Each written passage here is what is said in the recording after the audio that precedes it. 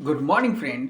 आज दोबारा से हम लोग एसआरएम चैनल के ऊपर मिले हैं और आज हम लोग डिस्कस करने जा रहे हैं गांधी जी का जो एक सीरीज चला रहे हैं, जिसमें कि पहला हम लोग देख चुके हैं कि गांधी जी का भारत में एंट्री कब होता है। तो गांधी जी साउथ अफ्रीका से भारत में एंट्री लेते हैं 1915 में।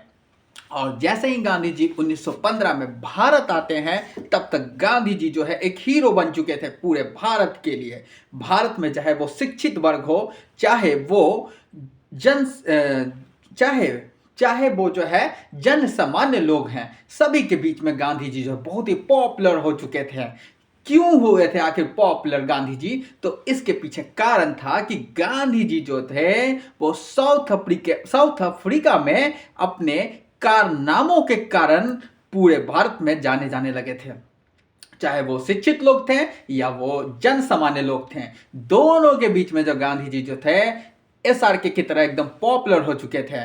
और इसके बाद जो है गांधी जी जब भारत में एंट्री मारते हैं, तो यहां पे हुकूमत होता है ब्रिटिशर्स का। तब गांधी जी को लगता है कि अभी हम पहले पूरे भारत का भ्रमण करेंगे और उसके बाद एक किसी पॉलिटिकल इश्यूज के ऊपर हम अभी बात करेंगे। अभी जो है पॉलिटिकल इश्यूज के ऊपर बात करना ये जो है अभी सही नहीं होगा।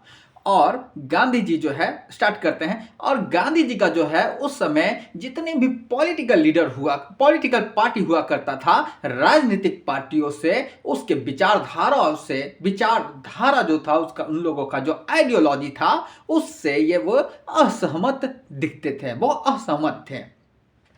वहीं पे एक बहुत ही जरूरी बात करते हैं हम लोग। और वो गांधी जी जो थे वहां पे वो होम रूल लीग का जो आइडियोलॉजी था उससे भी वो खफा थे।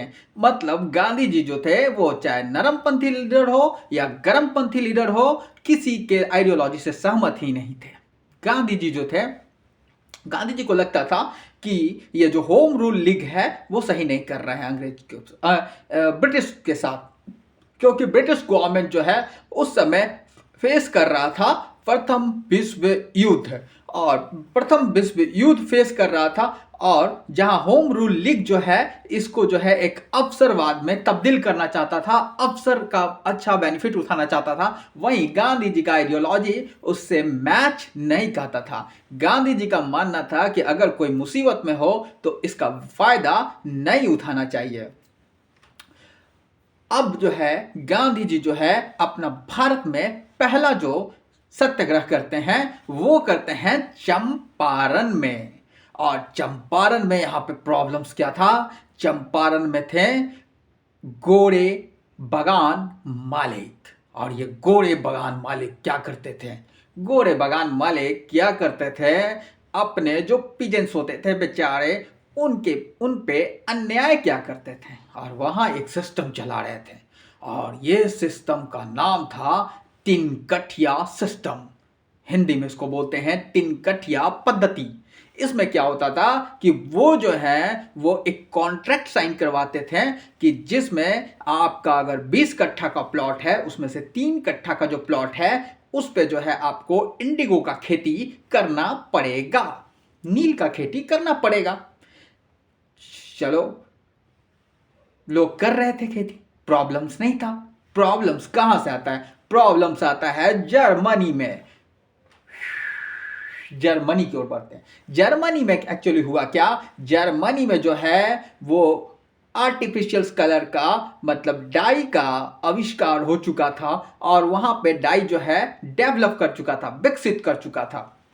जब डाई वहां पे विकसित कर गया तो ये जो ट्रेडिशनल खेती किया जाता था, इंडिगो जो है वो काफी कॉस्टली पड़ता था। नेचुरल जो इंडिगो था वो काफी कॉस्टली पड़ता था। तो अब इसका डिमांड पूरे यूरोप में जो है घटने लगा। अब यहाँ पे जो बगान के मिल मालिक थे वो भी अब नहीं चाहते थे कि वो इंडिगो का खेती करें, कंटिन्यूअसली करें। अब यहाँ पे समस्या क्या था? समस्या था हमारे किसान। तो जैसे ही हमारे किसान भी अब इंटरेस्टेड नहीं थे इंडिगो का खेती करने में, तब वो जो अगर मुक्ति चाहते थे इससे कि भैया हमको फ्रीडम दे दो, ये इंडिगो का प्लांटेशंस नहीं बोएंगे, हम लोग दूसरे क्रॉप को लगाएंगे और उससे एक फसल जो है लेंगे। बट वहाँ पे मकान मिल मालिकों का कहना था कि नहीं, अगर तुमको इस सिस्टम से निकलना है तो तुमको इसके बदले में टैक्स देना पड़ेगा। और वो भी टैक्स क्या? मन माने तरीके से टैक्स लेना, वसूलना, मन माने तरीके से टैक्स लेना, मतलब अवैध वसूली करना। एक तरह से इसको बोले तो गलत तरीके से वसूली करना, तब उनको छोड़ते थे। ये सारा समस्या जो है राजकुमार शुक्ल जो है वो लेकर जाते हैं गांधी जी के पास और गांधी जी को इनवाइट करते हैं कि आप चंपारण आके यहाँ पे एक बार किसानों का स्थिति के बारे में जायजा लीजिए और आइए और देखिए कि किस तरीके से किसानों को सताया जा रहा है। और हमारे गांधी जी एंटर मार जाते हैं चंपारण, बिहार के चंपारण में।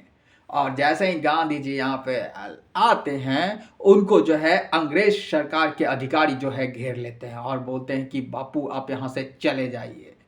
But Gandhi ji non violence के पुजारी, गांधी जी का कहना था कि अहिंसात्मक रूप से वो विरोध करते हैं और पूरे दृढ़ता के साथ वहां पे टिके रहते हैं और सीधे अंग्रेज सरकार को झुकना पड़ता है और अंग्रेज सरकार अपना वापस लिया, अब वापस लेता है कि और गांधी जी को स्वेच्छा से जाने दिया जाता है और गांधी जी पूरे गांव में भ्रमण करके ये जो उनका आंदोलन था किसानों को जो है एकत्रित करते हैं। और इसके बाद सरकार जो है दबाव में आ जाता है और एक कमेटी का गठन किया जाता है। उस कमेटी के सदस्य भी महात्मा गांधी थे। महात्मा गांधी ने बाखूबी, बहुत ही बाखूबी तौर से उस कमेटी को यह समझाने में सफल रहे कि देखिए ये अंग्रेजों के ये जो गोरे बागान मालिक हैं वो जो है वो पिजन्स के साथ गलत कर रहे हैं, इनसे मनमाने तरीके से पैसे ले रहे हैं, पैसा वसूली कर रहे हैं। अंततः ये एक डिसीजन आता है कि ये सारा जो सिस्टम था उसको ख़त्म कर दिया जाए। अगर जो किसान स्वेच्छा से करना चाहते हैं नील का खेती वो कंटिन्यूअसली करते रहें, अगर जो नहीं करना चाहते हैं वो नहीं कर सकते हैं। और यहाँ पे गांधी जी का पहला आंदोलन सफल होता है। इसके बाद हम लोग मिलेंगे नेक्स्ट वीडियो में और देखेंगे खेड़ा सत्याग्रह के बारे में। बाय बाय, धन्यवाद।